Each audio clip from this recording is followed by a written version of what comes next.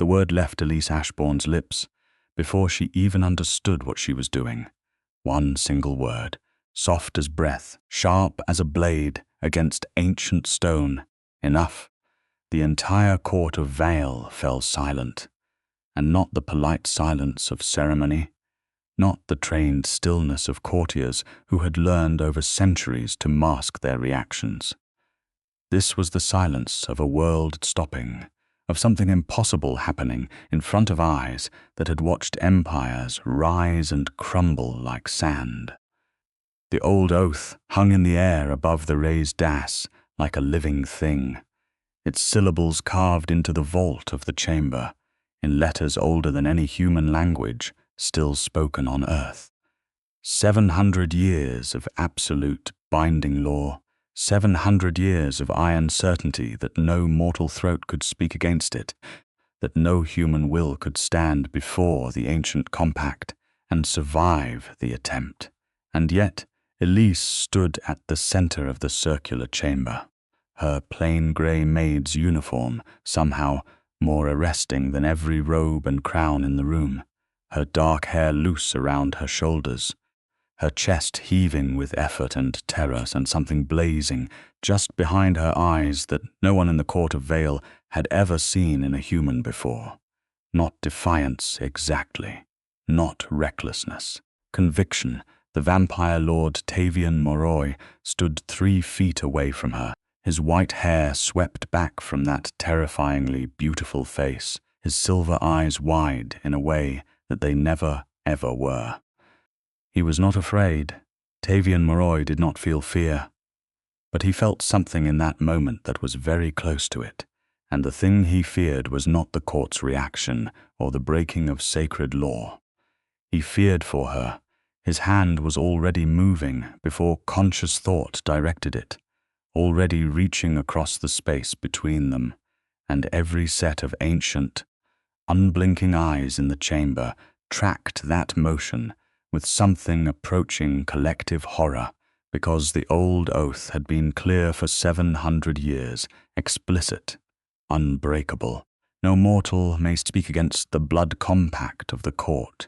No mortal may claim standing in the judgment of the immortal lords. To speak is to invite death. To speak is to stand outside the protection of any lord, any house, any bloodline. And yet Elise had spoken, had stood in the middle of the court of Vale in her maid's uniform, and said the one word that could shatter 7 centuries of certainty. Enough, Lord Cassavir. The eldest of the court's sitting voices rose from his obsidian chair with the slow, deliberate grace of someone who had been practicing intimidation since the 14th century. He was tall, impossibly so, with white hair that swept to his weave and a face of such cold geometric perfection that looking at him directly felt like staring at a concept rather than a creature. His silver and black robes pooled around him as he stood, and his voice, when it came, filled the chamber with the resonance of old stone. "The mortal has spoken against the oath," he said, and each word was a verdict. "The penalty is death, immediate, irrevocable." "Oh, Lord Moroi, step aside." Tavian did not step aside, he stepped forward. He placed himself between Elise and the entire court of Vale. And in that gesture 700 years of vampire politics shifted on their axis. "You will not touch her," Tavian said.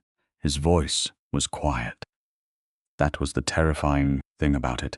When lesser lords threatened, they raised their voices.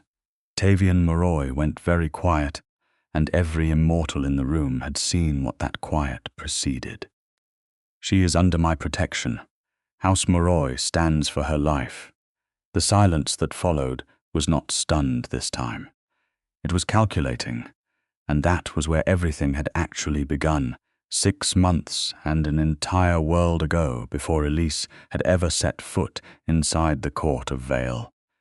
She had been a graduate student in art restoration when the job listing crossed her phone screen at 2 in the morning.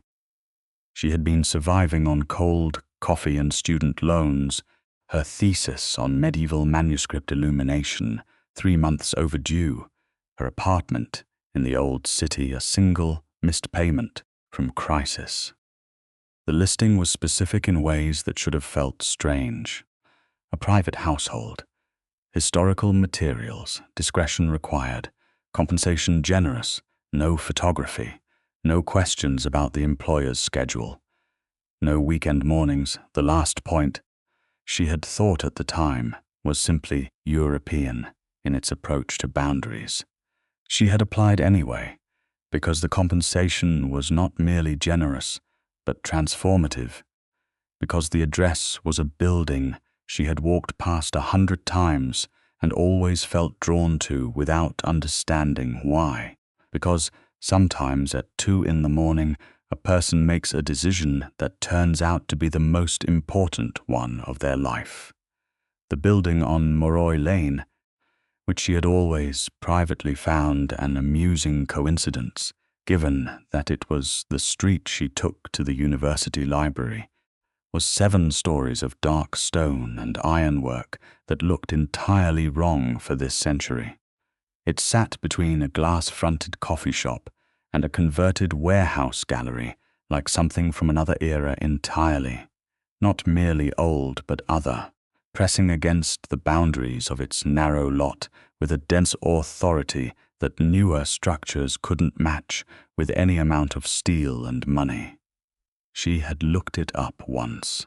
The architectural records for it were incomplete in the city's files, which was unusual enough to notice, but she had been focused on her thesis and had filed it away under interesting and moved on. The interview was conducted by a man named Ferenc, who was almost certainly a vampire, though at the time Elise had no framework for that certainty. He was pale in the distinctive way, white-haired and young-faced in a manner that didn't quite resolve into any coherent age, with silver irises that caught the dim lamplight of the study in ways that irises weren't supposed to. He asked her questions about her education, her discretion, her familiarity with historical materials. He did not ask her anything personal. She got the job. She began the following Monday, and she spent the first 2 weeks entirely unaware that she was working in a vampire household, which says something both about her focus and about how carefully the household had been arranged to seem merely eccentric and wealthy, rather than supernatural. The staff were human, or appeared to be. The work was genuine, stacks of medieval manuscripts and Renaissance paintings that needed attention and documentation and the kind of careful, loving restoration that she had trained for. The materials were extraordinary. She forgot to be suspicious, because she was too busy being enchanted. The first time she saw Tavian Moroi in person was on a Thursday evening in late autumn. She had been working late, which she did often, because the materials pulled at her in a way that made it hard to leave, and she had been in the archive room on the 4th floor, with a magnifying glass and a manuscript so old that breathing too close to it felt like a form of violence. The archive room's door was heavy oak, and she had not heard it open. She had not heard footsteps.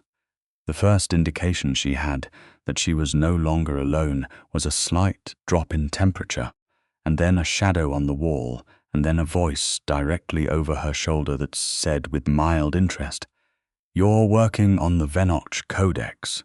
She did not scream. She did not flinch. She turned around in her chair to find a man standing 2 feet behind her whose was, without any contest, the most extraordinary thing she had ever looked at.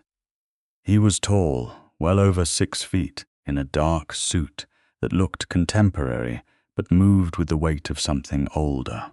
His hair was white, pure white, swept back from a face of angular, precise beauty that was exactly as inhuman as it was compelling. His eyes were the color of old silver, and his expression as he looked at her was one of complete composure with a thread of surprise underneath it. the expression of someone who expected a particular reaction and was not receiving it. The reason for the surprise was that she had not screamed. "Yes," Elise said, because it was the Venok Codex, and it seemed worth acknowledging. "The gilding on the border illuminations is original, I think, but someone did a very poor restoration in the mid-20th century and used a compound that's now reacting with the vellum. I am documenting the damage pattern before I recommend a treatment approach." He looked at her for a long moment. "You're not frightened," he said. "Should I be?" Another pause, different in quality. "Most people find my arrival startling. I don't startle easily," she said, which was true. Her older brother had spent the better part of their shared childhood jumping out of dark places, and she had simply trained the startle reflex out of herself through sheer necessity. "Are you Tavian Moroi?" "I am. I'm Elise Ashborne. I'm restoring your archive. I know who you are," he said. And something in the way he said it suggested that he knew considerably more than her employment file contained, which should have alarmed her and instead simply made her curious.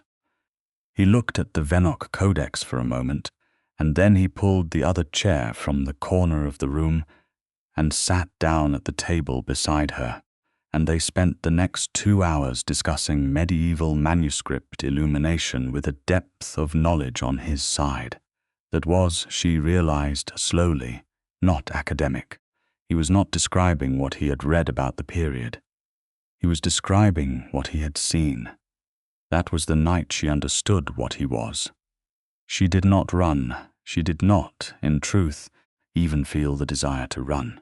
She felt instead a kind of massive, quiet rearrangement of her understanding of the world, followed by a very rapid sequence of logical recalibrations, followed by the recognition that the man sitting beside her in the lamplight was ancient and dangerous, and was currently treating her with more genuine intellectual respect than most of the professors in her department. "You were alive when this was written," she said. He did not deny it. "You should be afraid," he said again. It sounded less like a threat this time, and more like genuine uncertainty, as if he could not understand why she wasn't. "Why?" she asked. "You haven't done anything frightening."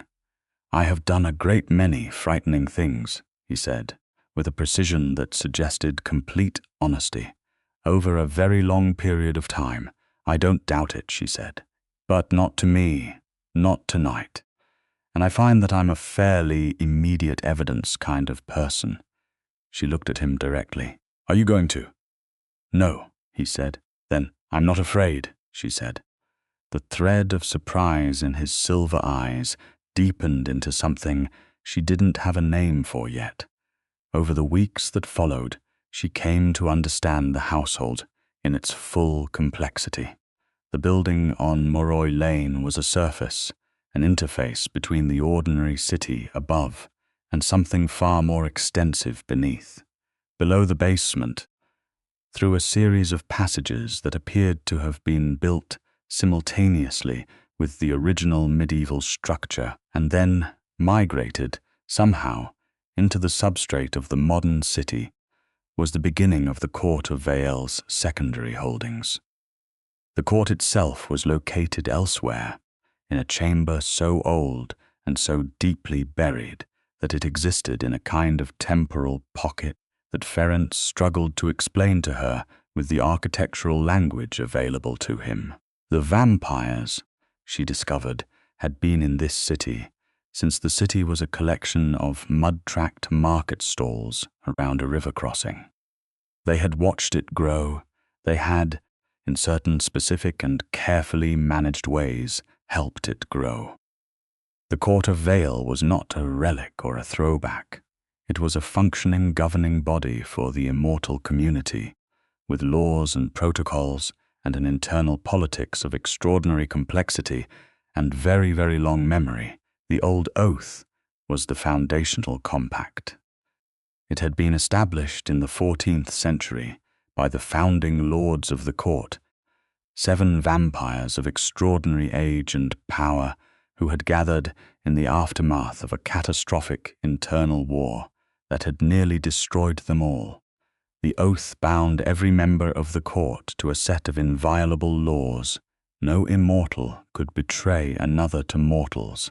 No immortal could claim a mortal as a formal dependent without court sanction. No mortal could ever hold standing within a court proceeding.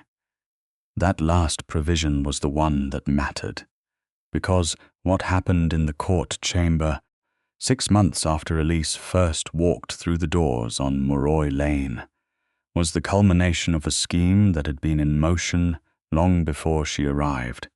Lord Dreveth, the second of the court's sitting voices, wanted Tavian Moroi destroyed. This was not new. Dreveth had wanted Tavian Moroi destroyed for the better part of 2 centuries, ever since Tavian had blocked Dreveth's attempt to expand his house's territory into what had been neutral feeding grounds, and then further humiliated him by presenting the evidence of the attempted land grab to the full court with the meticulous thoroughness of someone who had been preparing the documentation for decades. Dreveth had been censured. He had not forgotten. The trap he laid was intricate and took considerable patience to construct. The evidence, when Dreveth presented it before the court, was superficially damning. It appeared to show that Tavian had been conducting unauthorized communications with a mortal academic, that he had shared protected court information with her, and that he had done so for material gain, specifically the restoration and potential sale of court artifacts that should have remained under court seal. It was, in every particular, fabricated. But Dreveth had been very thorough. The documents were convincing. The timestamps were accurate. The only thing missing from Dreveth's perfect trap was the one thing he had not anticipated. He had not anticipated Elise. She had found out about the hearing from Ferenc, who had come to her in the archive room 3 days before it was scheduled with an expression on his face that she had never seen him wear before. Ferenc was generally unflappable, with the controlled affect of someone who had processed a very large number of dramatic events over a long life and had developed strong emotional shock absorbers. But he looked, when he knocked on the archive room door that evening, genuinely frightened. He explained the situation to her in the careful, measured way of someone who was trying not to cause panic. The fabricated charges, the court hearing, the stakes which were, in the Court of Vale, absolute. A conviction on charges of court betrayal carried a single penalty, permanent banishment from the immortal community, which in practice, given how the court enforced its decrees, meant something closer to execution. "He'll be able to refute the evidence," Elise said, with the immediate logic she applied to every problem. "The documents are fabricated. There's always something wrong with a fabrication when you look closely enough." "The court's verification process is controlled by the sitting voices," Ferenc said, with the careful tone of someone delivering very bad news. "Lord Dreveth is one of the sitting voices. Lord Cassavir, the eldest, will follow established as process, and the established as process relies on the verification committee, which Dreveth currently controls through proxies. The verification is rigged," Elise said. "In essence, then the case needs to be made differently, not through the verification process, but through something the court can't control." She looked at him. "Can I attend the hearing?" The silence that followed had a particular quality. "Mortals are not permitted to attend court hearings," Ferenc said at last. "Under the old oath, a mortal who attempts to address a court proceeding forfeits all protection. Any lord in the room could kill them on the spot without sanction. It is, the oath specifies, the one transgression for which the court grants immediate and irrevocable lethal authority. But I'm already Tavian's employee. I have a reason to be there, Elise, Ferenc said, and there was something very tired in his voice. Lord Moroi would never allow you to. Tavian doesn't have to know, she said. She spent the 3 days between that conversation and the hearing doing what she did best. She sat in the archive and she read. Not manuscripts this time, but court records. Every historical document in the archive that touched on the old oath, its language, its establishment, its exceptions, the precedents built around it over 7 centuries. She read with the same careful, complete attention she gave to manuscripts, looking not for the obvious surface, but for the illuminated border, the marginal notation, the small mark that meant something different in context. She found what she was looking for on the second day, not a loophole exactly, something more fundamental, a word in the original compact that had been consistently translated one way, but that carried, in its archaic form, a secondary meaning that changed everything. The old oath used the word mortal in 2 distinct ways throughout its text. In most provisions, it used the common form, but in the specific provision about speaking in court proceedings, it used an older, more specific form, one that in the original language meant mortal without claim, without standing, without connection. The word did not simply mean human, it meant unattached human. Human with no formal tie to a lord or house. Elise had a formal employment contract with House Moroi. She had been engaged, documented, and paid as a household member. Under the archaic reading of the oath, she was not, technically, mortal in the sense the speech prohibition intended. She had standing, it was narrow, it was legally terrifying. It would require her to stand up in front of a room full of ancient immortals and make this argument while they looked at her, with eyes that had watched civilizations collapse, and she would need to make it before anyone could physically stop her. And if she was wrong about the interpretation, she would be dead before she finished the sentence. She memorized every word of the relevant passage. She memorized the supporting precedents. She wrote nothing down because she could not risk anyone finding her notes. And then she did something else. She gathered the actual evidence, the real evidence, the thing that Drevath's fabricated documents could not survive contact with, because she was an expert in historical materials, and because Drevath, for all his centuries of experience, had made one critical mistake. He had used real historical paper for his fabricated documents, real vellum and real ink from the correct periods. But the aging process he had used to make them look genuinely old had left a particular chemical signature that could only be produced by a modern compound, a specific compound that had not existed before the early 20th century. She could prove it, not through court process, which was compromised, but through direct chemical analysis that she could present in terms simple enough that even ancient vampires with no chemistry background could follow the logic. She took a small sample from the edge of one of the key documents, which she had legitimate access to as the court's contracted archivist, and she ran the analysis on the archive's equipment. She printed the results in clear, large type. She folded them into the pocket of her grey uniform. The morning of the hearing, she dressed in her work clothes, walked through the underground passages to the court chamber with the other staff members who had been called to give evidence about the archive's contents, and she stood at the back of the room while the sitting voices took their places. Tavian entered from a different passage. flanked by Ferencz's and 2 other members of his household.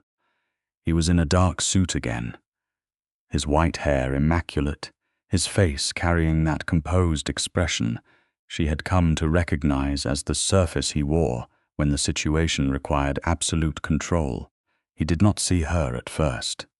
The chamber was full, every lord and their retinues arranged in the tiered seating, and she was near the back in her plain grey, exactly as unremarkable as she had always been. He saw her 20 minutes into the proceedings, when Lord Casimir was reading the formal charges and the fabricated documents were being distributed among the court's members. His silver eyes swept the room in that measuring way she had noticed he did when he was cataloguing threats, and they found her, and the thing that moved across his face in that moment was not composure. It was something raw and immediate that he locked down in less than a second. But she had seen it. He shook his head very slightly. A clear, direct instruction. She looked back at him with equal clarity and did not move. She saw his jaw tighten. She saw him begin to turn toward Ferenc, undoubtedly to have her removed. And that was the moment she understood that she could not wait for a better opening. Lord Drivath had begun his formal presentation of the evidence.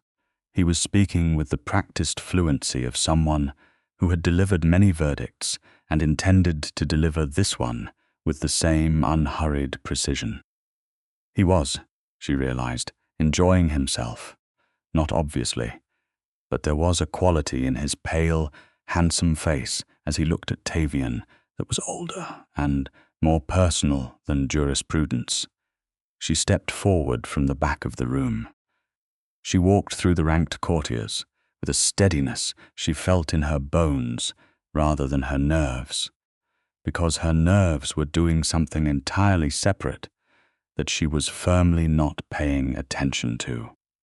She walked until she was in the open center of the circular chamber, the place where the accused stood, and the room began to notice her, a ripple of attention moving through it like wind over water. And voices began to rise. She said it then. Enough. And then the world stopped. For a moment she was pure stillness in the center of the silence, and then her voice came back, steadier than she had any right to expect, carrying the archaic language she had memorized from the court records with the careful precision of someone who understood that every syllable mattered. I speak under Article 3 of the old oath, original formulation, as a contracted dependent of House Moroi with formal standing under the oath's own definition of mortal claim. I invoke the right of evidence presentation on behalf of my house lord.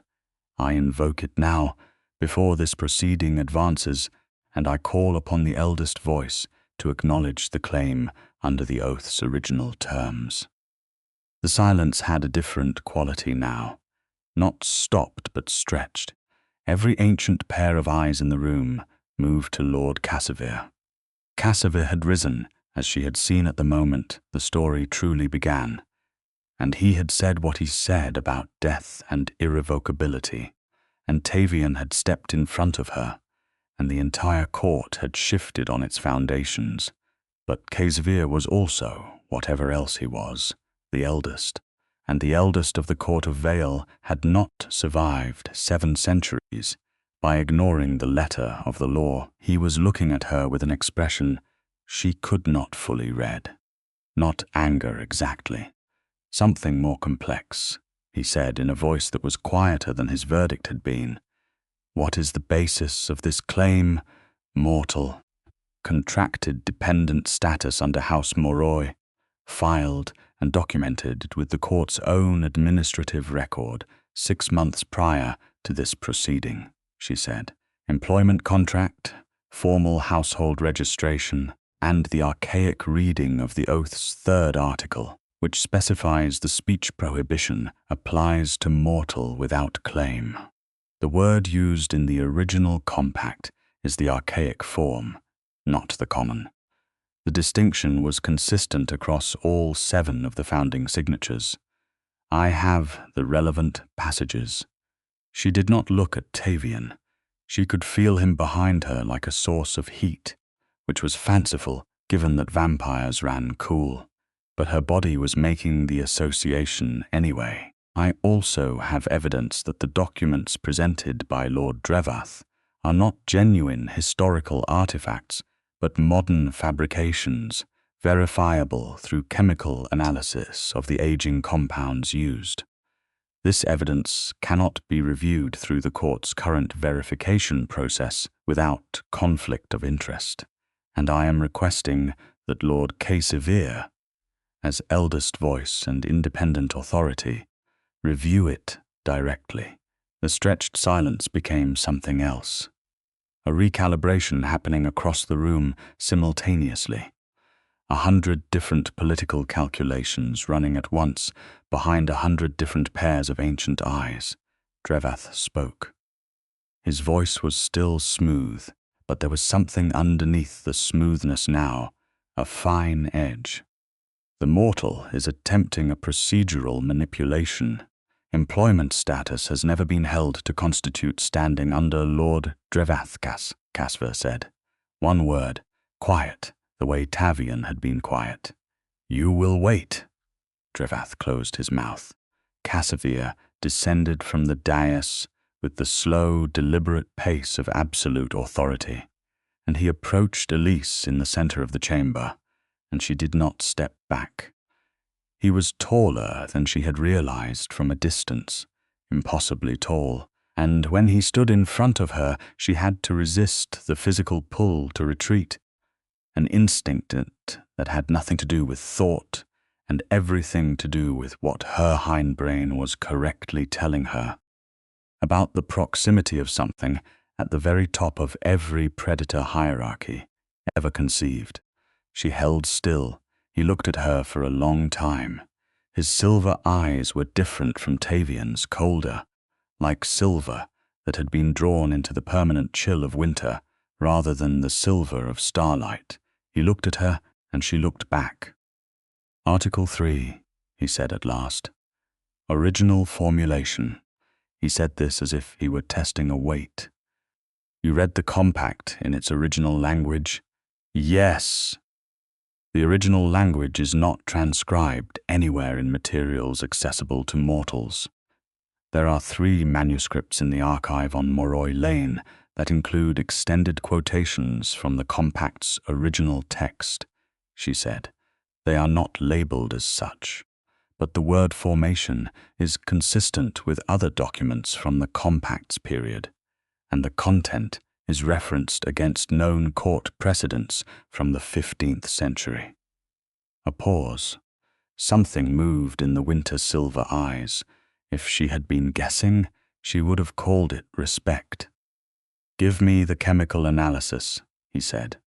She took the folded papers from her pocket and held them out, and the eldest of the Court of Vale took them from her hands and read them standing in the center of his own court chamber in silence so complete that she could hear her own heartbeat.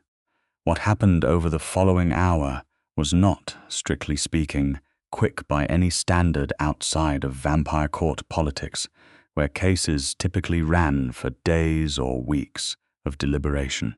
But Casevere had 7 centuries of legal experience and a mind that could process implications with a speed that made human cognition look leisurely, and when he had finished reading the analysis and cross-referenced it against his own knowledge of the fabricated document's physical properties, he understood what she had proven.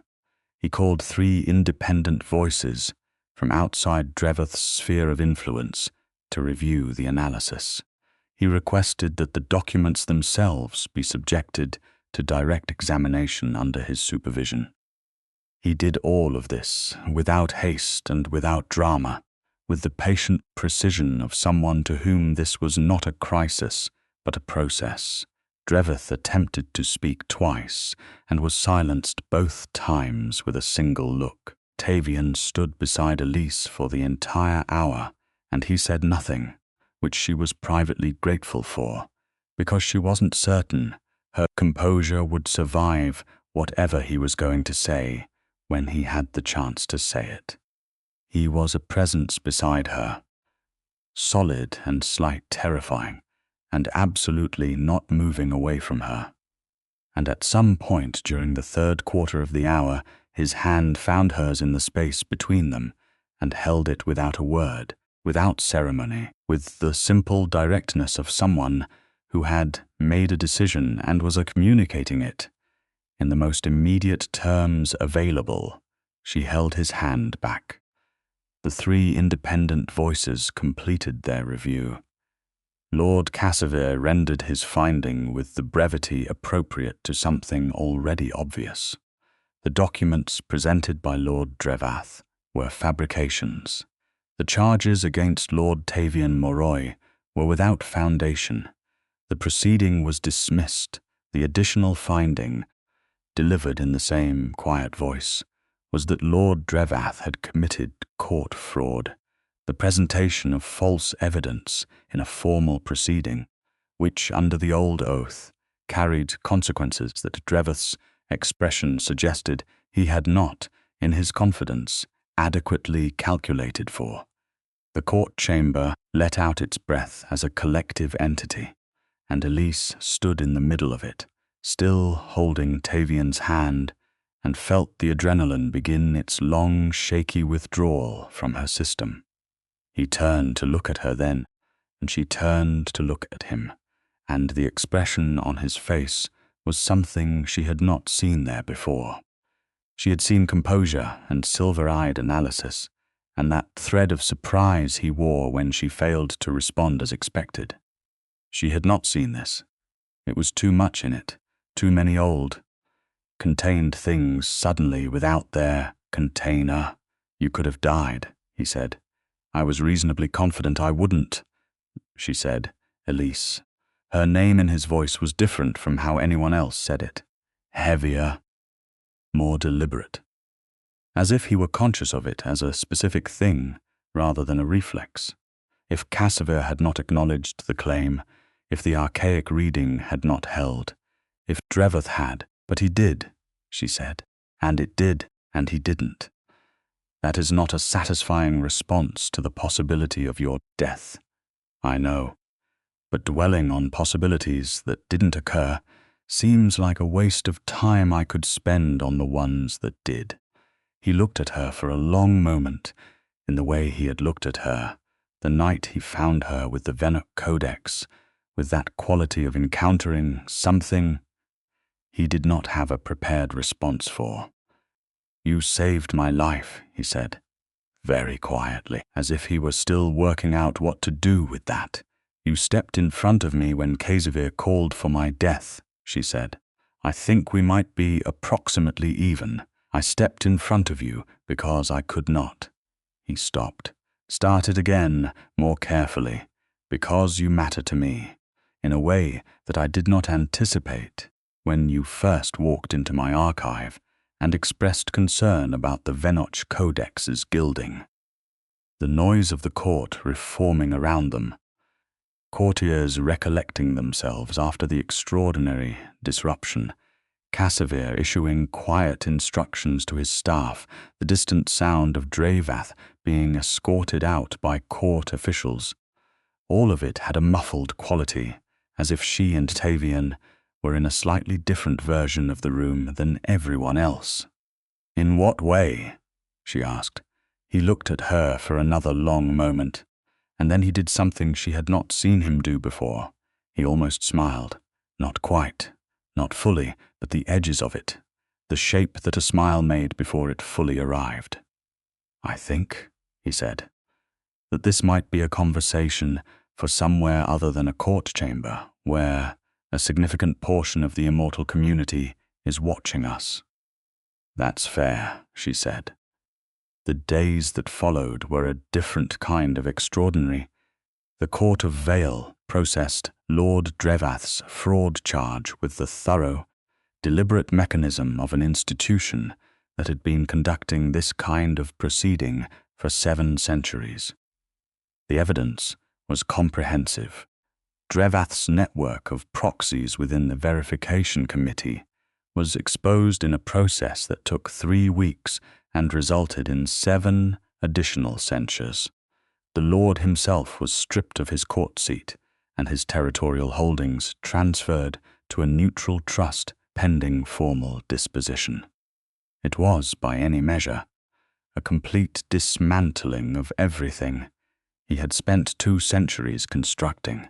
Elise watched some of the subsequent proceedings from the gallery, having been formally granted observer status by Lord Cassiver himself, who had presented this development to the court with the brisk efficiency of someone who had decided that the archaic reading of Article 3 was, on reflection, sound, that the question of mortal standing for contracted household members was worth establishing as consistent precedent before someone else tried to exploit the ambiguity.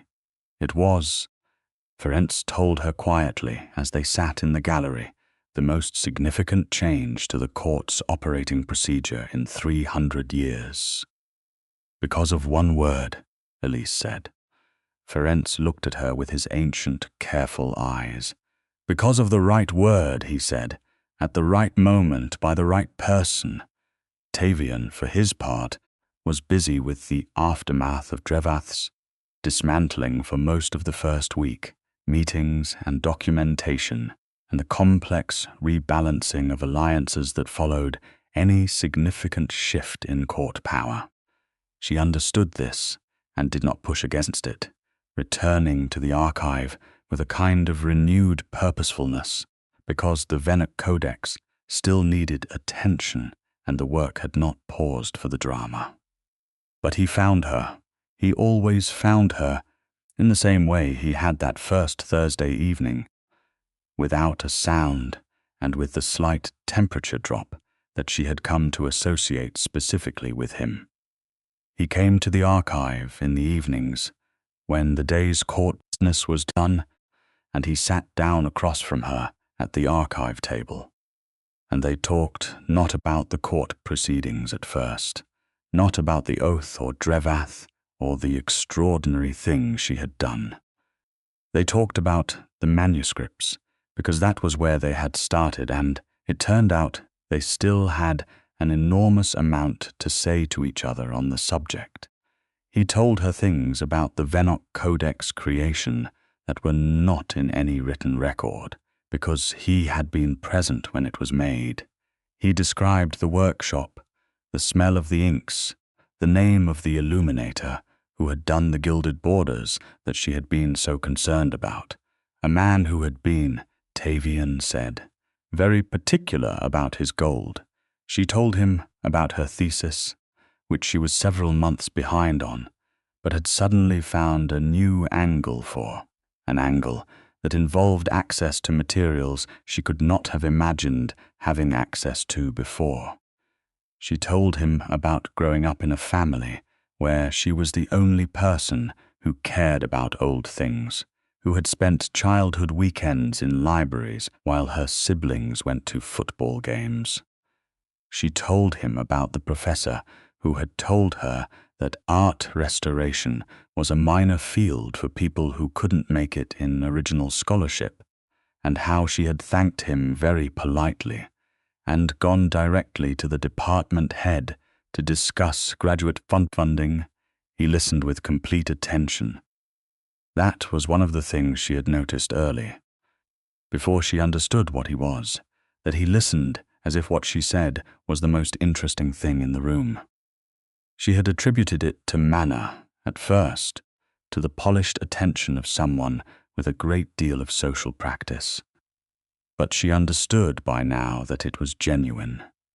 He was interested in her specifically, in what she thought and how she moved through problems, in the particular quality of her mind. "You were not afraid," he said one evening. Returning to the subject they had not quite finished in the court chamber. "When you first understood what I was, I have had this conversation with mortals before, over a very long period of time, and the response is consistent. Fear, even when there is no immediate threat, even when the intellectual knowledge says there is no danger, the instinct overrides. You said something like that to me that night, she said. You told me I should be afraid. You are the only person I have ever said that to, he said, with a directness that suggested he had not planned to say it. Because I meant it.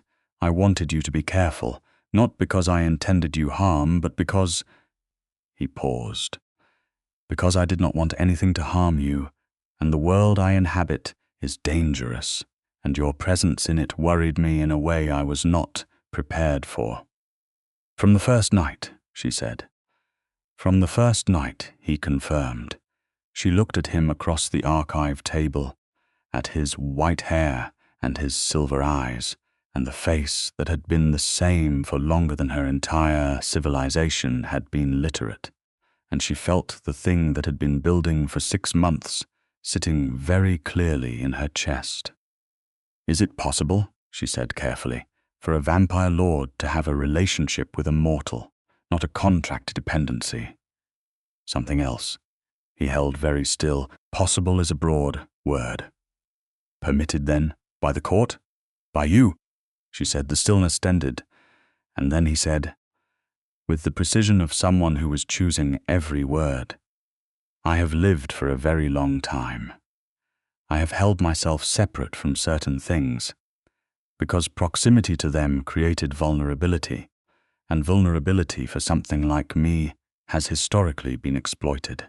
I am not a creature who has allowed attachments easily. I know, she said. Ferenc told me. What precisely did Ferenc tell you? That in 400 years of serving House Moroi, he has never seen you bring someone into the archive. She kept her eyes on his. That the archive is where you go when you want to be alone, that no one in the household had ever been invited there. Tavian was quiet for a moment. Ferenc talks a great deal for someone so consistently quiet. He was worried about me, she said. He wanted me to understand what it meant, and do you understand? Yes, she said, simply, directly, in the way she had said enough in the court chamber, not loudly, but with a certainty that left no space for qualification. He rose from the chair on his side of the table and came around it, and she turned in her seat to face him, and he crouched down in front of her so that they were level, which was a gesture so deliberately equalizing from someone who was never required to make himself level with anyone that it caught at something in her throat. I stepped in front of you in the court chamber, he said, because the thought of anything happening to you was not something I was willing to process. I have not felt that in a very long time. I had nearly convinced myself I was no longer capable of it. He looked at her with those old silver eyes. You are remarkable. You walked into a chamber of ancient predators in your work clothes, with a chemical analysis in your pocket, and told 7 centuries of inviolable law that it was enough, and you did it for me, and I do not know how to tell you what that means in terms that are adequate. You stood in front of me when they wanted to kill me, she said, with your whole house behind the gesture. I think we speak the same language. He looked at her for a moment longer, and then he reached up and tucked a strand of dark hair behind her ear with a touch that was startlingly gentle. For hands she knew could crack stone, and he said, I am not easy to be close to. I don't need easy, she said. I need real. He kissed her then, or she kissed him, the distinction blurring in the moment itself, in the archive room with its manuscripts and lamplight, and the smell of old vellum, which was, she thought distantly, exactly the right place for something this old and this new to begin. The months that followed were a negotiation, and she meant that entirely positively. She did not move into the building on Moroi Lane immediately, because she was not the kind of person who abandoned her own life for someone else's, no matter how extraordinary that someone else was. And Tavian understood this without requiring explanation. What happened instead was a gradual interpenetration. She kept her apartment and her thesis schedule and her university obligations, and he kept his court responsibilities and his centuries-old habits. And they met in the evenings at the archive, and they talked and they learned each other in the slow, careful way that mattered. She learned that he took his coffee cold, which she had initially thought was a joke. He did not technically require coffee, but he had been present when coffee was introduced to Europe and had developed a preference that had outlasted the occasion. She learned that he had specific, strong opinions about the current state of art scholarship that were entertaining to argue with because his perspective was so comprehensively long-range. She learned that his protectiveness was not possessive but attentive, that he tracked potential threats, not because he wanted to contain her, but because the idea of her being hurt engaged something in him that was prior to rational management. She tested this once by going to a conference presentation, a loan she had mentioned offhandedly, and then not discussed further. He had not followed her or sent anyone. But when she came back to the archive the following evening, he had read the paper being presented, located 3 significant flaws in the methodology, and prepared a response analysis that was, she had to admit, excellent. "I can't bring you to academic conferences," she said, laughing. "Why not?" he said, with the exact expression of someone who had already been to considerably more academic gatherings than she had. He came to 2 of them and was, she noted with mixed pride and exasperation, the most compelling presence in the room at both, the kind of compelling that had nothing to do with supernatural influence, which she had asked him directly never to use around her, and he had agreed to immediately, but with the natural magnetism of someone who had simply thought about everything for a very long time. Her thesis was completed and submitted in the spring, 3 months past deadline, but with a body of primary source material that her committee described as unprecedented.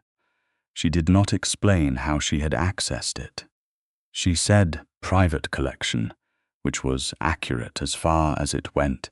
There were complications. She would have been dishonest to pretend otherwise. The Court of Vale, despite Cassaveir's precedent-setting acknowledgement of her standing, had not entirely reconciled itself to the reality of a mortal woman occupying the position she occupied in Tavian Moroi's life. The immortal community had layers of embedded assumption about the appropriate relationship between human and vampire, assumptions built into the social architecture over centuries, and she was visibly, persistently outside them. There were looks, there were conversations that stopped when she entered rooms. There were junior lords who addressed remarks to Tavian about her that were technically courteous and actually condescending. Tavian handled these with a precision that she found deeply satisfying to witness, and that he delivered with the same quiet he applied to everything that genuinely concerned him. He did not threaten. He did not posture. He simply made it clear with absolute economy that her position was settled, that his regard for her was not a temporary curiosity or a moment of eccentric sentiment, and that anyone whose behavior toward her did not reflect this understanding would find that House Moroi had a very long memory, the court learned. She handled her own complications with the same directness she brought to everything else. Her friends in the mortal world noticed that her hours had become unusual, that she had acquired a circle of associates who were distinctly not the kind of people found at academic conferences, that she seemed to have developed a relationship with someone who her friend Della described, with the bewildered admiration of someone trying to find the right reference, as intensely Gothic and genuinely alarming in the best way. She told Della the truth because Della was her best friend, and she was not going to lie to her best friend about the most significant thing in her life. Della required approximately 45 minutes of processing, one full bottle of wine, and a direct meeting with Tavian himself, who was, to his credit, entirely willing to sit in Della's kitchen and answer questions with the direct honesty he brought to everything. Della's verdict, delivered to Elise in the bathroom while Tavian waited in the kitchen with the coffee. She had made him cold as a joke, and he had drunk without comment, was, "He looks at you like you're the only interesting thing that has ever happened. I have concerns about the structural realities of this situation, but I have never once in my life seen anyone look at you like that." Elise found it difficult to argue with this assessment. There was the matter of time, which was the thing she turned over in her mind in the late nights when she was being most honest with herself. He was not mortal. She was. The mathematics of this was not something that could be argued away with romantic language, and she was not interested in arguing it away because she was an immediate evidence kind of person, and pretending the obvious absent was not something she had any skill for. She raised it directly one evening, as she did all the things that needed raising, and he was quiet for a longer time than usual before he answered. "There are ways," he said carefully. "The court has protocols. They are not simple, and they are not costless, and I would not suggest them to you as if they were easy decisions, because they are among the most significant a person can make. You would be choosing to leave the world you come from, not immediately. But eventually would it mean for me what it means for any transition of this kind," he said. "You would live as I live. You would age at the rate I age, which is to say, you would not. You would exist outside the mortal world in most of the ways that matter. You would gain certain things and lose certain others, and I would not minimize either side of that accounting." She thought about it, not impulsively, not in the immediate glow of sentiment. Over weeks, during her thesis revisions and her conference preparations and her long evenings in the archive. She thought about it the way she thought about everything, completely, and from first principles. "I want to complete my doctorate first," she said when she came back to him. "I want to see Della through her wedding in October. I want 6 more months of the world I already know before I consider leaving it. Not because I'm uncertain about you, because I want to come to it as a whole choice and not a reaction. That is exactly what I would have asked of you," he said. "I know," she said. "That's partly why I trust you." She completed her doctorate. She attended Della's wedding in September rather than October as the date shifted, and she stood up as the maid of honor and gave a speech that made Della cry in the happy way, and Tavian sat in the 3rd row in the dark suit he wore for formal occasions, the only person in the room who did not react to flash photography the way she had warned him about, but did not entirely believe he had taken seriously until she saw his unruffled silver stillness in a room full of camera flashes, and was privately very relieved. She told her parents, over a dinner that required considerable preparation on her part and more composure than she had anticipated needing, and it went as these things go when parents love their child enough to trust her judgment, even when her judgment has led her somewhere entirely outside their frame of reference. her mother cried. Her father asked several practical questions, and then asked to meet him, which Tavian handled with the careful, respectful gravity that she had come to recognize as his way of telling you that he took something seriously. Her father said to her afterward, in the kitchen while her mother spoke to Tavian in the living room, "I don't pretend to understand this, but he looks at you like you're the most important thing he's ever protected. And he doesn't seem like someone who takes protection lightly." She said that was exactly right. The transition, when she finally chose it, was not performed in drama. It was a ceremony in the deep chambers below the building on Moroi Lane, in the presence of Lord Casimir and 3 court witnesses and Ference, who stood to her left, with an expression of barely concealed emotion that she had never expected from him and that moved her more than she anticipated. The ceremony itself was formal, old, conducted in the same archaic language she had read in the court records 6 months before she understood why it mattered. She understood every word. Tavian stood across from her throughout it, his silver eyes on her face, and she looked back at him with the steadiness she had been practicing since childhood, since the days of jumping out of dark places and trained away startle reflexes, and she felt not fear, but the enormous, grounded calm of a decision made completely and with full information. When it was done, Casimir looked at her for a long moment with his winter silver eyes, and then he said something that no one in that chamber had ever heard the eldest of the court of Vale say in recorded history. He said, "You were right about the archaic reading." She said, "Thank you," he said. "You should have been terrified." "I know," she said, "but you would have respected me less for it."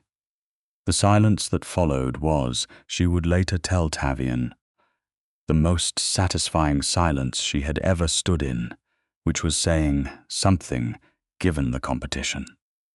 They walked back through the underground passages together after the witnesses had departed, through the corridors of dark stone and ironwork, and the faint golden light of wall sconces that had probably been lit for 300 or 400 years without interruption, and she walked beside him with her shoulder against his arm and felt the deep, settled certainty of being in exactly the right place. "You know," she said, "the Venoch Codex is still not fully restored." "I know," he said, "it could take years. The compound interaction in the gilding is complex." "I have time," he said. She looked up at him. "So do I, now." He stopped walking. She stopped beside him. He turned to face her in the corridor, and she looked up at that face she had been looking at for the better part of a year now. The face that had been the same for centuries and was somehow, in the lamplight of the passage, everything that was most familiar to her. "I have had a very long time to become accustomed to things being difficult," he said, "to being careful and distant and contained. And you walked into my archive in your work clothes and showed genuine distress about the state of the gilding. And you were not afraid of me, and everything I had spent centuries carefully arranging inside myself rearranged itself without asking permission." She reached up and touched his face, the angular jaw and the old silver eyes and the hair that was the white of genuine winter, and she said, "Good." He laughed, a real laugh, not the almost smile she had been cataloguing for months, a full, genuine laugh that she felt was quite possibly something his household had not heard in a very considerable time. And then he kissed her in the passage in the lamplight, and she kissed him back, and the manuscripts waited in the archive above them with patient certainty, as old things do.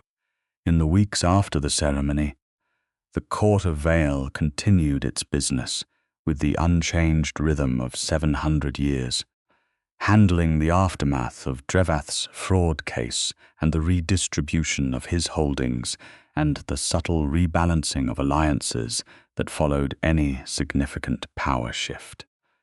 But there was a change in the texture of things, observable in the small ways that mattered. When Elise entered the court chamber for proceedings, she was acknowledged. Not with warmth from everyone. The immortal community was not built for rapid sentiment, but with the recognition due someone whose standing was established and whose quality had been demonstrated in a way that was very difficult to argue with. Cassavir, in particular, had developed a habit of directing legal queries her way when points of archaic language were under discussion, which she privately thought was the highest possible form of elder vampire compliment.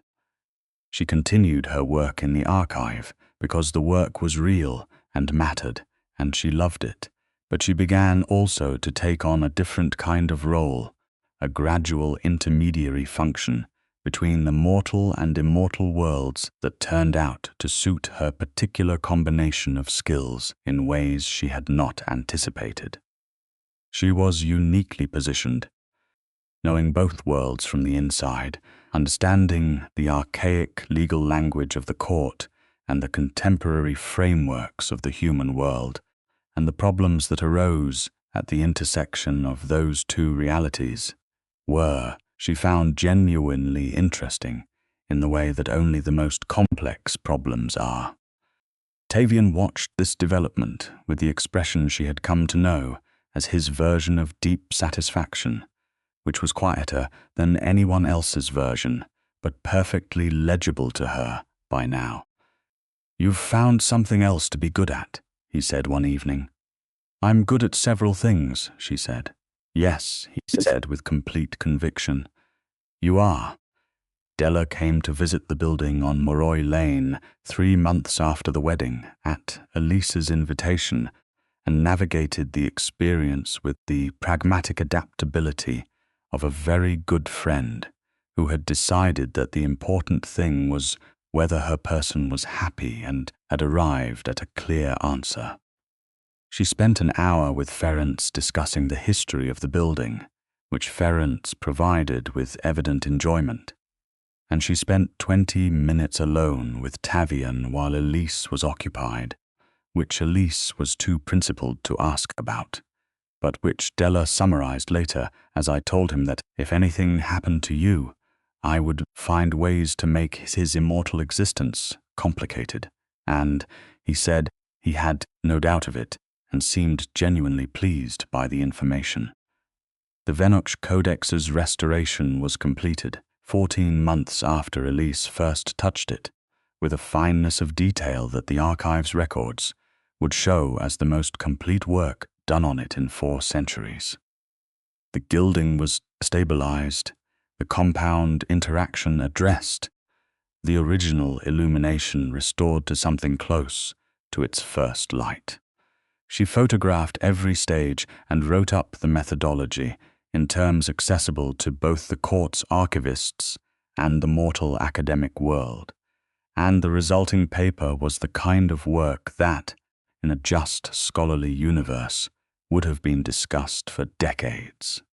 She presented it at a conference in the spring and answered questions from colleagues who had no idea that the primary source access had been enabled by the fact that the work's owner had been present at its creation. She found this privately very funny. Tavian came to that conference too, in the dark suit, in the 3rd row. She caught his eye once during the question period and saw the almost smile at the corner of his mouth and felt something warm and solid and entirely permanent settle through her. That evening, back at the archive with the manuscript, photographs spread across the table and the lamp making its golden circle against the surrounding darkness, she said, "You know what I think about sometimes?"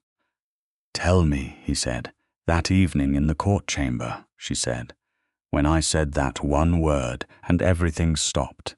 And the moment after, when I had to decide whether to keep going, knowing what the penalty was if I was wrong, what do you think about it? That I wasn't afraid, she said. And that surprised me a little, actually, in retrospect, not because the situation wasn't dangerous, but because I was so certain about the reading, about you. She looked at him. I've thought about where that certainty came from, and, he said, I think it came from 6 months of watching you be exactly who you said you were, she said. Every time, without exception, I think I went into that chamber and said enough because I trusted you, and I trusted you because you had never once given me a reason not to. He was quiet for a moment. You trusted me before I gave you reason, he said. The night you found out what I was, you stayed. That was different. That was instinct. What I felt in the chamber was something built. She looked at him steadily. That's what I want you to know, that it wasn't recklessness. It was something you made possible by being honest with me from the beginning. He reached across the table and took her hand in both of his, the way he had in the court chamber, with the entire immortal community watching, the same gesture, the same directness. I have been many things over a very long period of time, he said. Not all of them honorable. Not all of them things I would choose to be again, but being honest with you has never cost me anything. It has only ever given. She turned her hand over in his and held on. Outside the building on Moroi Lane, the city moved in its perpetual present.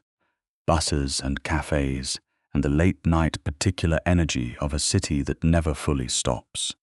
Above the underground passages, through 7 stories of dark stone and ironwork, past the archive and the front entrance and the street where she had walked 100 times before she ever walked through the door, the ordinary world continued with its ordinary pace. And below it, in the lamplight that had been burning for centuries, Elise Ashborne and Tavian Moroi sat across a table covered in manuscript photographs and talked and held each other's hands and were, in the quiet way of things, built on real foundations rather than sentiment, entirely and sustainably happy. The old oath had stood for 700 years, and it had taken one word to reveal that it had always contained, in its oldest language, the seed of its own exception. She thought sometimes that this was not unlike love itself, ancient and seemingly fixed, and then one person, one moment, one word spoken with complete certainty, and everything you had been certain about quietly made room for something larger. She did not share this observation with the court of Vael, which would have found it philosophically impractical, but she told Tavian. Late one evening, when the archive was quiet, and the city above them had finally reached its nearest approximation of silence, and he considered it with the careful attention he gave to everything she said, and then he said it was the most accurate description of his experience of the last 2 years that anyone had offered him. She said, "Only 2 years," he said. "I have been alive for a very long time, Elise. 2 years that contain everything is still everything." She looked at him in the lamplight, at the old Ilsua eyes and the white hair and the face that was, and had been for longer than she could truly hold in her mind exactly what it was, and she thought, this is real, this is built, this is the thing that holds. She was right.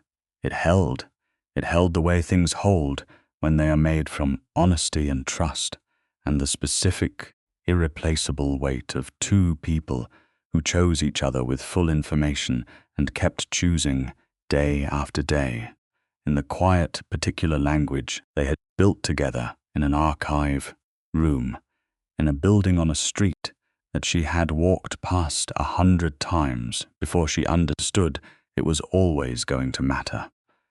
The Venuk Codex sat in its restored state on the archive shelf, its gilded borders stable, and brilliant exactly as the 14th century illuminator had intended.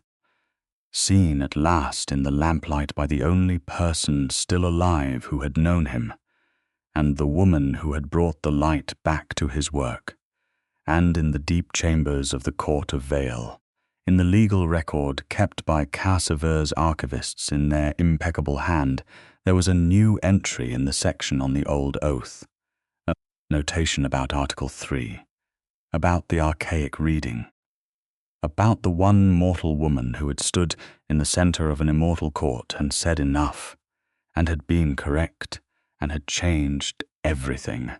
Underneath the notation, in the precise, formal script of the eldest voice, were 3 words that the Court of Vale had not entered into its legal record in the 7 centuries of its existence. She was right. That was enough. That was everything. That was all.